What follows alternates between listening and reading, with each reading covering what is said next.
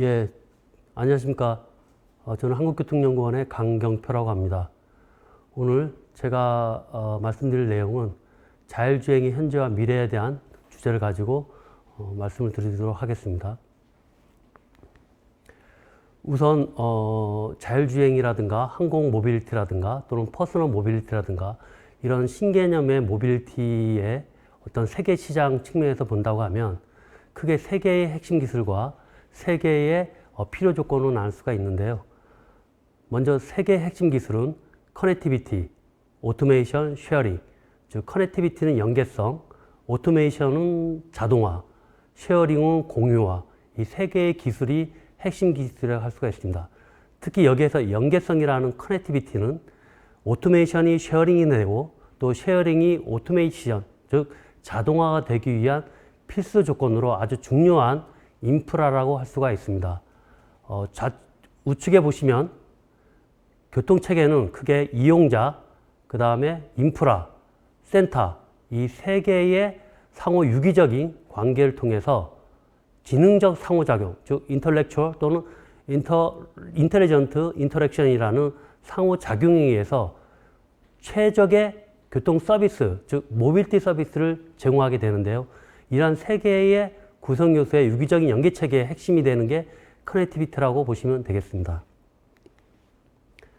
그 다음에 세 개의 필요 조건, 즉 디지털라이제이션, 일렉트리피케이션, 서스테너빌리티, 즉 디지털라이제이션이라든가 또는 일렉트리피케이션 이런 것들은 앞으로 스마트 모빌리티를 위해서 지속 가능성을 위한 자율주행 산업 생태계의 핵심이라고 할 수가 있겠습니다.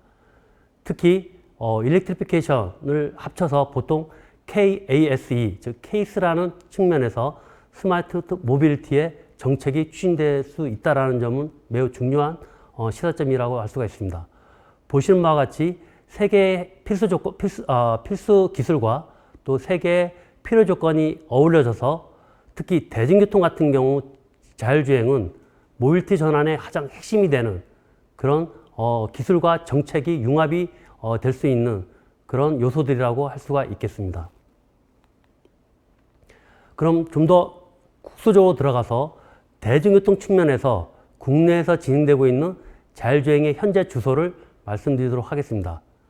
첫 번째, 기술적인 측면에서 자율주행 기술은 기존의 자율주행 차만의 기술이 아니라 또는 옆에 아까 말씀드렸던 디지털 인프라, V2X 기술, 즉 차대차, 차대 인프라라든가 또는 센터와 연계 기술을 통한 스마트 인프라를 연계한 그런 자율협력 주행 기술로 발전이 되고 있습니다. 그 이유는 자율주행 차의 가장 핵심이 되는 센서의 소프트웨어, 하드웨어의 시간적 공간적인 한계는 사각지대의 존재를 항상 수반될 수밖에 없기 때문에 이러한 사각지대 해소를 위해서는 스마트 인프라 기반의 자율협력 주행 기술이 앞으로 더욱 필요하고 각광받게 될 수 있는 기술과 정책이라고 할 수가 있겠습니다.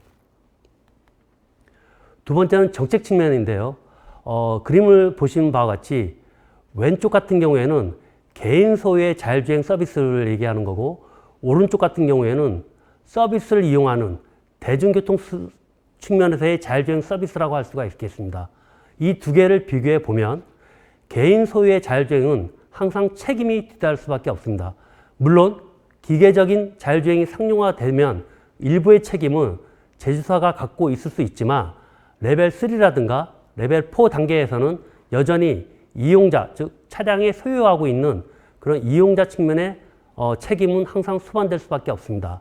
반면에 오른쪽에 보시는 대중교통 서비스 같은 경우에는 차량을 소유하는 게 아니고 차량이 제공하고 있는, 즉 차량의 운영자가 제공하고 있는 모빌리티 서비스를 구입해서 서비스를 받게 되기 때문에 이러한 책임으로서 자유로울 수가 있고 또 이러한 대중교통이 이용하고 있는 그런 특정 노선에는 아까 말씀드렸던 스마트 인프라를 조기에 구축할 수 있기 때문에 이러한 서비스의 조기 공급과 수요가 맞아떨어진 그런 자율주행 대중교통 모빌리티의 산업 생태계가 조기에 구축될 수 있기 때문에 이런 측면에서 최근에는 L4, 즉 레벨 4 수준의 자율주행 서비스가 개인 소유차보다 이런 대중교통이나 화물 같은 상업용 서비스의 모빌리티가 더욱 상용화에 박차를 가하고 있다고 할 수가 있겠습니다. 자, 다음은 이 자율주행 기반의 모빌리티 서비스 수준, 단계를 크게 세 가지로 나눠서 말씀을 드리고자 합니다. 첫 번째는 이 첫 번째 퍼스트 단계에서 보는 이동성이라고 할 수 있는 모빌리티 부분이 되겠습니다. 흔히 모빌리티는 아까 말씀드렸던 서비스 측면이 아니라 여기 보시는 바와 같이 물리적인 이동을 말씀드리는 겁니다.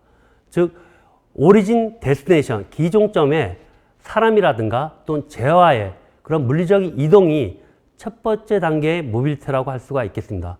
그래서 흔히 보시는 바와 같이 도로도 고속도로 또는 밑에 있는 이면도로까지의 이동성과 접근성을 나눴을 때 이러한 이동성과 접근성의 측면은 단순히 OD, 즉 이동을 이용하는 이동성을 구분할 수 있는 그런 지표라고 할 수가 있겠고요.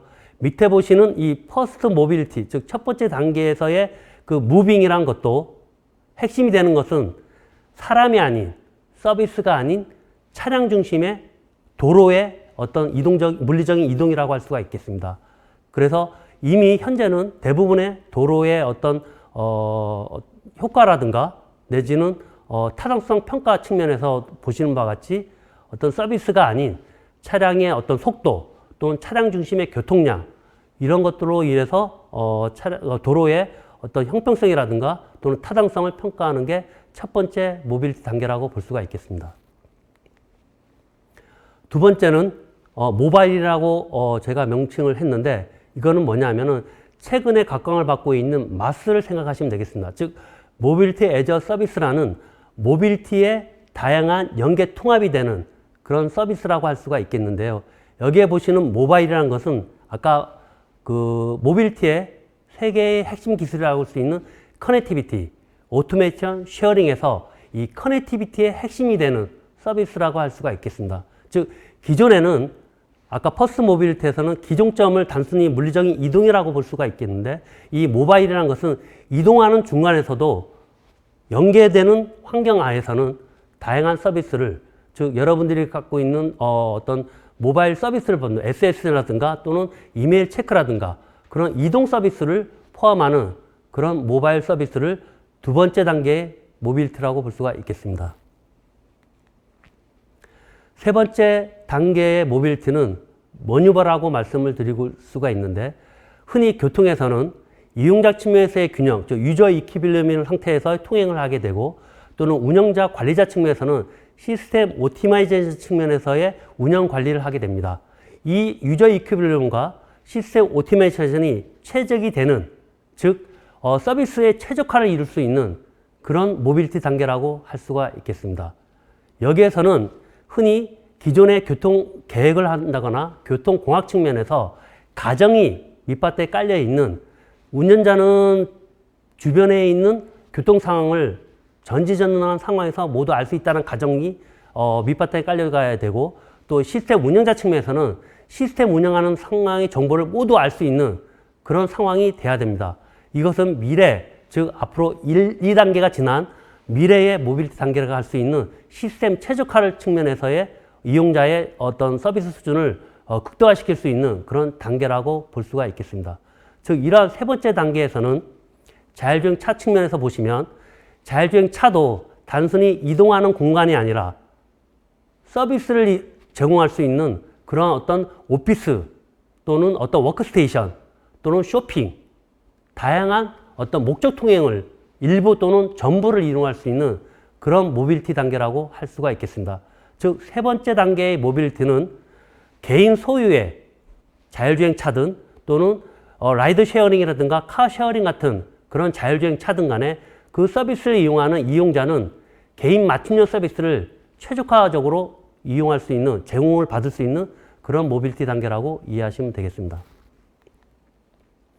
정리해 보면 크게 세 가지 단계의 모빌리티 단계를 저희들이 말씀을 드릴 수가 있는데 첫 번째는 무빙, 즉 이용자 측면에서 기종점의 단순한 이동을 얘기하는 그런 특징이 있고요.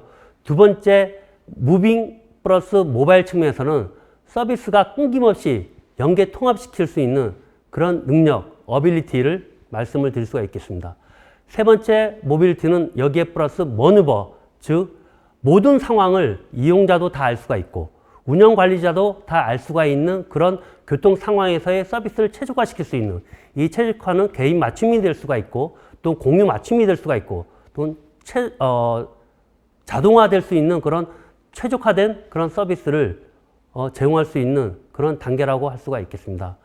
이런 측면에서 봤을 때 마지막 단계인 머니버 단계에서는 앞으로 이용자 측면에서의 서비스를 제공할 수 있는 그런 서비스 단계에서의 어떤 다양한 산업 생태계를 구성할 수 있는 그런 생태계의 선순환 구조가 필요할 것 같고요.